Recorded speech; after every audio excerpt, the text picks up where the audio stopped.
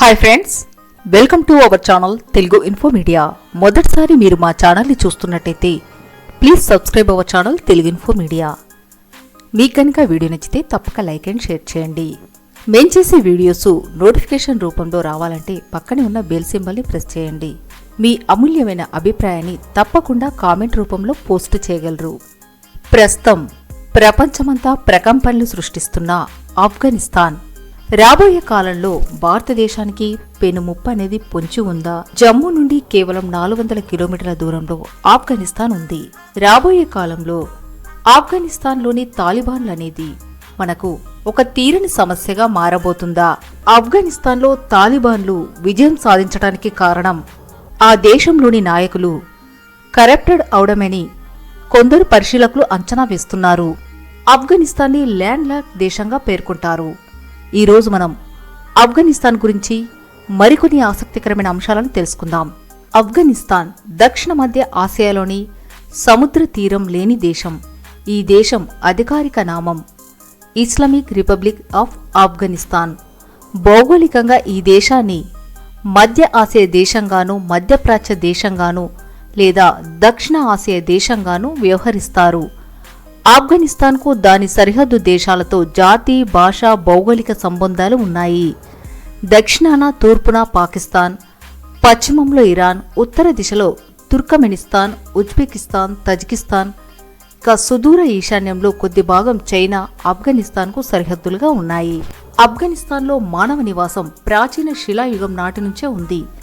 దక్షిణ ఆసియా, మధ్య ఆసియా, నైరుతి ఆసియాలను కలిపే ఆఫ్ఘనిస్తాన్ చారిత్రకంగా సిల్క్ రోడ్లో ఒక ముఖ్యమైన స్థానం. వివిధ సంస్కృతుల మేళవాలకి, జాతుల వలసకు ముఖ్యమైన మజిలీగా ఉంది. పరిసర రాజ్యాల దండయాత్రలకు దేశం తరచుగా గురయ్యేది. అలెగ్జాండర్, మౌర్యులు, అరబ్బులు, మంగోలులు, బ్రిటిష్ వారు, అలాగే ఇక్కడ రాజులు కూడా పరాయి రాజ్యాలను ఆక్రమించి సామ్రాజ్యాలను స్థాపించారు. 18వ శతాబ్దం మధ్యకాలంలో కాందహార్ కేంద్రంగా అహ్మద్ షా విశాలమైన రాజ్యాన్ని స్థాపించాడు. కానీ 19వ శతాబ్దంలో బ్రిటిష్ సామ్రాజ్యంలో భాగమైంది. ఆగస్టు 19, 1919న మళ్లీ స్వతంత్ర దేశంగా మారింది. 1970 దశకం నుండి ఆఫ్ఘనిస్తాన్ తీవ్రమైన అంతర్యుద్ధాలతోనూ, తీవ్రవాద కార్యకలాపాలతోనూ, విదేశీ దాడులతోనూ దారుణంగా నష్టపోయింది. దేశ ప్రజలు దారుణమైన ఇబ్బందులకు గురయ్యారు. 2001 తర్వాత నాటో జోక్యంతో జరిగిన యుద్ధం తర్వాత ఏర్పడిన ప్రస్తుతం తాలిబాన్ల అధీనంలో ఉన్న ప్రభుత్వం అమెరికా సహకారంలో నడిచింది. అంతర్జాతీయ సహకారంతో పెద్ద పెట్టిన పునర్నిర్మాణ కార్యక్రమాలు చేపట్టారు. ఆఫ్ఘనిస్తాన్ అంటే ఆఫ్ఘన్ల ప్రదేశం. ఇక్కడ పర్షియన్లు తమను ఆఫ్ఘన్లు అని చెప్పుకుంటారు. ప్రత్యేకించి పుష్తో భాష మాట్లాడేవారికి ఆఫ్ఘన్ పదాన్ని వర్తింపచేయడం జరుగుతుంది. భారతీయ జ్యోతిష శాస్త్రవేత్త వరాహమిహిరుడు క్రీస్తు శకం 6వ శతాబ్దంలో ఈ ప్రాంతం వారిని అవగణ అని తన బృహత్ సంహితలో ప్రస్తావించాడు. 16వ శతాబ్దంలో మొఘల్ రాజు బాబర్ నామాలో కాబుల్ దక్షిణ ప్రాంతాన్ని ఆఫ్ఘనిస్తాన్ వ్రాశాడు. 19వ శతాబ్దం వరకు పుస్తును జాతి వారిని సూచించడానికి మాత్రమే ఆఫ్ఘన్లు అనే పదాన్ని వాడేవారు. మొత్తం రాజ్యాన్ని సూచించడానికి కాబూల్ రాజ్యం అనే పదాన్ని వాడేవారు. క్రమంగా దేశం ఏకమై అధికారం కేంద్రీకృతమై తర్వాత ఆఫ్ఘన్ భూమి అన్న పదాన్ని వివిధ భాషల్లో వాడారు.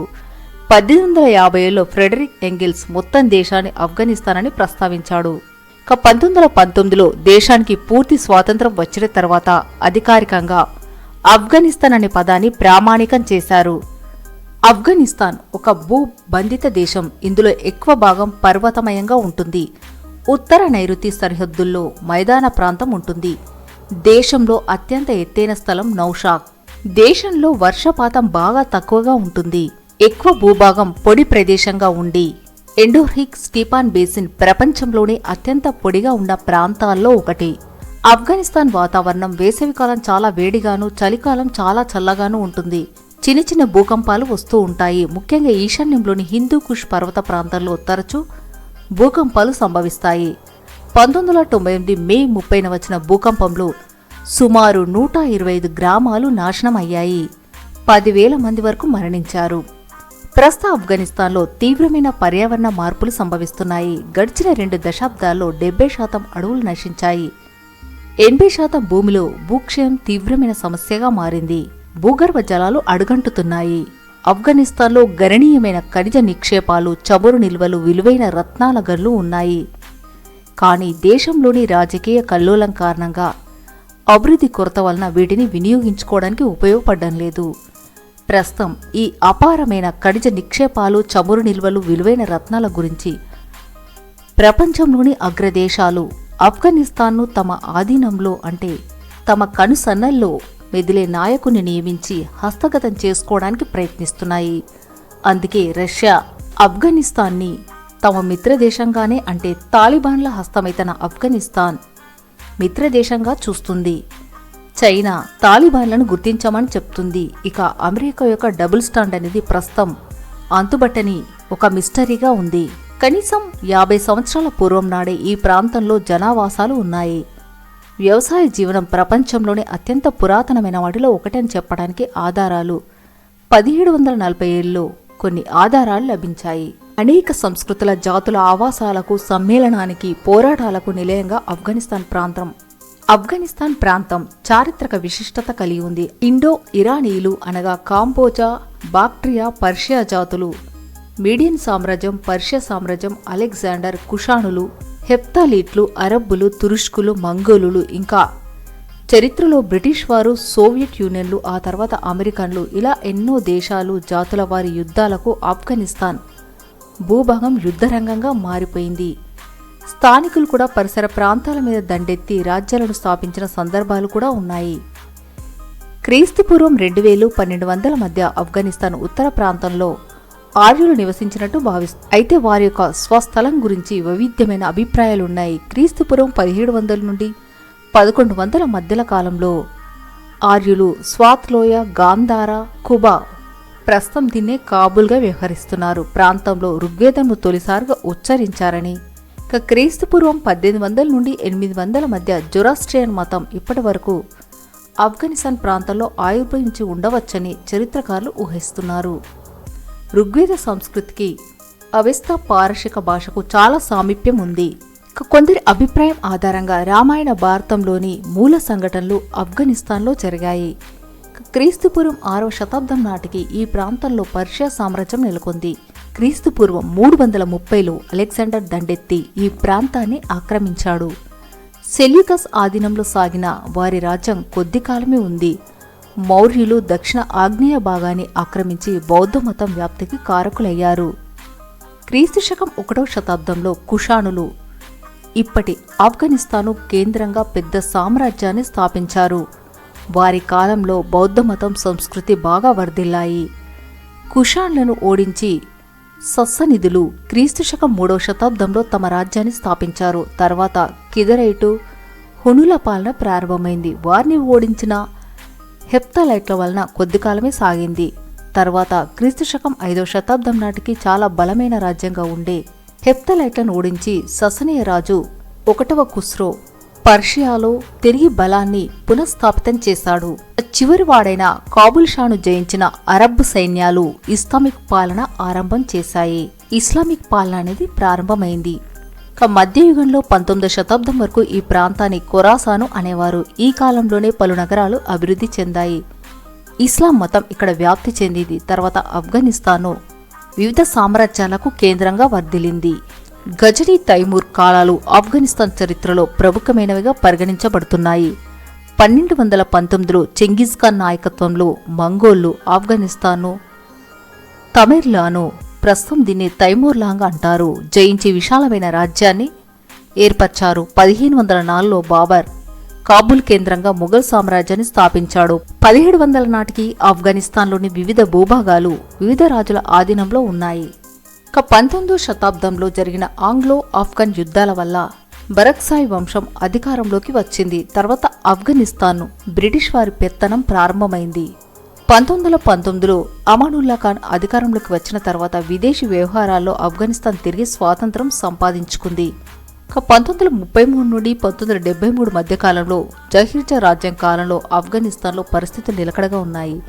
1973లో జహీర్జా బావమర్ది సర్దార్ దావుద్ ఖాన్ రాజ్యాన్ని చేజిక్కించుకుని 1978లో దావుద్ ఖాన్ను ఆయన పూర్తి పరివారాన్ని హతం చేసి ఆఫ్ఘన్ కమ్యూనిస్టులు అధికారాన్ని తమ హస్తగతం చేసుకున్నారు.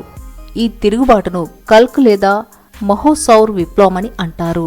అమెరికా రష్యాల మధ్య జరుగుతున్న ప్రచ్ఛన్న యుద్ధం సమీకరణలో భాగంగా ఆఫ్ఘన్ ప్రభుత్వం వ్యతిరేక ముజాహిద్దీన్ బలగాలకు పాకిస్తాన్ గూఢచారి సంస్థ ఐఎస్ఐ ద్వారా అమెరికా సహకారాన్ని అందించడం ప్రారంభించింది. దాంతో స్థానిక కమ్యూనిస్టు ప్రభుత్వానికి వీరికి 1978లో కుదిరిన ఒప్పందాన్ని పురస్కరించుకుని డిసెంబర్ 24, 1979న దాదాపు 1,00,000 మంది సోవియట్ యూనియన్ సేనలు ఆఫ్ఘనిస్తాన్ భూభాగంలో ప్రవేశించాయి. వీరికి ఆఫ్ఘనిస్తాన్ కమ్యూనిస్టు అనుకూల ప్రభుత్వం సేనలతో మరో 1,00,000 మంది తోడయ్యారు.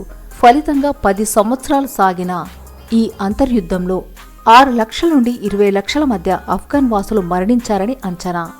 50 లక్షలకు పైగా ఆఫ్ఘన్ వాసులు పొరుగు దేశాలకు శరణార్థులుగా వెళ్లారు. దీనికి ప్రపంచ దేశాల నుండి తీవ్రమైన వ్యతిరేకత అనేది ఎదురైంది. అమెరికా పాకిస్తాన్ ద్వారా పెద్ద ఎత్తున ముజాహిద్దీన్కు అనేక విధాలుగా సహకారం అందింది. 1989లో సోవియట్ సేనలు వెనక్కి వెళ్లాయి. ఇది నైతిక విజయంగా అమెరికా భావించింది. తర్వాత ఆఫ్ఘనిస్తాన్ అవసరాలకు అమెరికా దాదాపు పట్టించుకోలేదు. 1992 దాకా రష్యా మద్దతుతో నజీబుల్లా ప్రభుత్వం ఆఫ్ఘనిస్తాన్లో కొనసాగి తర్వాత పతనమయ్యింది. అప్పటి ఆఫ్ఘనిస్తాన్ సామాజిక, ఆర్థిక, రాజకీయ స్థితి కకావికలమైంది. విద్యావంతులు, మేధావులు చాలా మంది వలసపోయారు. నాయకత్వం కొరవడింది. తెగల నాయకత్వాలు తమలో తాము కలహించుకుంటూ దేశాన్ని కూడా నాయకత్వం వహించేవారు. 1994లోని ఘర్షణలో కాబూల్లో 10,000 మందికి పైగా మరణించారు. నాయకత్వం కొరవడి రోజువారీ యుద్ధాలు, దోపిడీలు, లంచగొండితనం పెరిగిన సమయాన్ని అవకాశంగా తీసుకుని తాలిబాన్ బలమైన శక్తిగా పరిణమించింది. క్రమంగా వ్యాప్తి చెంది 1996లో కాబూల్ను తమ వశంలోకి తీసుకుంది. 2000 నాటికి దేశంలో 95% భాగం వారి ఆధీనంలోకి వచ్చింది. దేశంలో ఉత్తర భాగంలో మాత్రం ఉత్తర ఆఫ్ఘన్ సంకీర్ణ బదఖ్షాన్ ప్రాంతం ఉంది. తాలిబాన్ ఇస్లామిక్ న్యాయ చట్టాన్ని చాలా తీవ్రంగా అమలు చేశారు. ఈ కాలంలో ప్రజల జీవనం, స్వేచ్ఛ బాగా దెబ్బతిన్నాయి. స్త్రీలకు, బాలికలకు ఉద్యోగాలు, చదువు నిషేధించారు. నియమాలు ఉల్లంఘించిన వారికి దారుణమైన శిక్షలు విధించారు. కమ్యూనిస్టులు దాదాపు తుడిచివేయబడ్డారు. 2001 సెప్టెంబర్ 11 అమెరికా నగరాలపై జరిగిన ఉగ్రదాడుల అనంతరం అమెరికా ప్రభుత్వం ఆఫ్ఘనిస్తాన్లోని అల్-ఖైదా ఉగ్రవాదుల శిక్షణ కేంద్రాలను అంతం చేయడానికి ఆపరేషన్ ఎండ్యూరింగ్ ఫ్రీడమ్ అనే మిలిటరీ చర్యను పెద్ద ఎత్తున మొదలుపెట్టింది. ఒసామా బిన్ లాడెన్ను తమకు అప్పగించకపోతే తాలిబాన్ల ప్రభుత్వాన్ని అంతం చేస్తామని బెదిరించింది. ఇదివరకటి ముజిద్దీన్ నాయకులు, అమెరికా సైన్యం కలిసి నిర్వహించిన యుద్ధం ఫలితంగా హమీద్ కర్జాయ్ నేతృత్వంలో తాత్కాలిక ప్రభుత్వం ఏర్పడింది. 2002లో దేశవ్యాప్తంగా నిర్వహించిన లోయా జిర్గా ద్వారా హమీద్ కర్జాయ్ తాత్కాలిక అధ్యక్షుడిగా ఎన్నుకోబడ్డాడు. 2003లో రాజ్యాంగం ఆమోదించబడింది. 2004లో Hamid Karzai Islamic republic of Afghanistan అధ్యక్షుడిగా ఎన్నికయ్యాడు. 2005లో సార్వత్రిక ఎన్నికల ద్వారా నేషనల్ అసెంబ్లీ ఏర్పడింది. దేశం పునర్నిర్మాణం జరుగుతుందని అనేక సమస్యలతో ఆఫ్ఘనిస్తాన్ సతమతమవుతూ ఉంది. అప్పటికి పేదరికం, మౌలిక సదుపాయాల కొరత, దేశమంతటా ఉన్న ల్యాండ్ మైన్లు, అంటే భూమిలో పాతబడి ఉన్న బాంబులు, ప్రేలుడు పదార్థాలు, ఆయుధాలు, చట్ట వ్యతిరేకంగా సాగుతున్న గంజాయి పెంపకం, రాజకీయ అంతర్యుద్ధాలు, తాలిబాన్ల దాడులు, మిగిలి ఉన్న అల్-ఖైదా ప్రభావం, అనిశ్చితి అనేవి సమస్యలుగా మారాయి. చారిత్రకంగా ఆఫ్ఘన్ రాజకీయాల్లో అధికారం కోసం తగువులు, గూడు పుటానీలు, తిరుగుబాట్లు అంతర్భాగాలుగా మారాయి. రాజరికం, మతవాద పాలన, కమ్యూనిజం, ప్రజాప్రభుత్వం ఇలా ఎన్నో విధానాలు మారాయి. 2003లో జరిగిన లోయా జిర్గా ఆధారంగా ఆఫ్ఘనిస్తాన్ ఇస్లామిక్ రిపబ్లిక్గా ప్రకటించబడింది. ప్రస్తుతం చరిత్ర పునరావృత్తమైంది. తిరిగి ఆఫ్ఘనిస్తాన్ అనేది తాలిబాన్ల పాలనలోకి వెళ్లిపోవడం, వారు చేస్తున్న అకృత్యాలనేవి ప్రస్తుతం మనం మీడియాలో చూస్తూనే ఉన్నాం. అక్కడి ప్రజలు తాలిబాన్ల బారిన పడకుండా ఇతర దేశాలకు పారిపోవాలని ప్రయత్నిస్తూ టేకాఫ్ అవుతున్న ఫ్లైట్లను పట్టుకొని వెళ్లిపోవడానికి ప్రయత్నిస్తున్నారు. కొంతమంది దానిపై నుండి పడి మరణించడం, టేకాఫ్ అయ్యే సమయంలో ఆ చక్రాలను పట్టుకొని వెళ్లాలని ప్రయత్నించిన ఫుట్బాల్ ప్లేయర్ మరణించడం అనేది జరిగింది. మహిళలు తమ పిల్లలనైనా కనీసం సురక్షిత ప్రాంతాలకు చేర్చాలని ఏర్పరిచిన ముళ్లకంపలపై నుండి తమ పిల్లల్ని వేయడం అనేది హృదయ విదారకరమైన దృశ్యాలు మనం చూస్తూ ఉన్నాం. మన భారతదేశానికి ఆఫ్ఘనిస్తాన్ అనేది కేవలం 400 కిలోమీటర్ల దూరంలో ఉండడంతో రాబోయే కాలంలో భారత్లో ఎలాంటి పరిస్థితులు నెలకొంటాయో అని పరిశీలకులు ఆందోళన చెందుతున్నారు. పాకిస్తాన్ దీన్ని అదనుగా చూసుకుని పాక్ ఆక్రమిత కాశ్మీర్లోకి, జమ్మూలోకి ఉగ్రవాదాన్ని పెంచి పోషించి భారతదేశంలో అస్థిరతను నెలకొల్పేందుకు ప్రయత్నించవచ్చని పరిశీలకులు హెచ్చరిస్తున్నారు. సో ఫ్రెండ్స్, తెలుసుకున్నారు కదా. మరి ఇలాంటి ఎన్నో ఆసక్తికరమైన అంశాలు తెలుసుకోవాలంటే please subscribe our channel Telugu info media. Thanks for watching. మీకు కనుక వీడియో నచ్చితే తప్పక లైక్ అండ్ షేర్ చేయండి. మీ అమూల్యమైన అభిప్రాయాన్ని తప్పకుండా కామెంట్ రూపంలో పోస్ట్ చేయగలరు. Thanks for watching.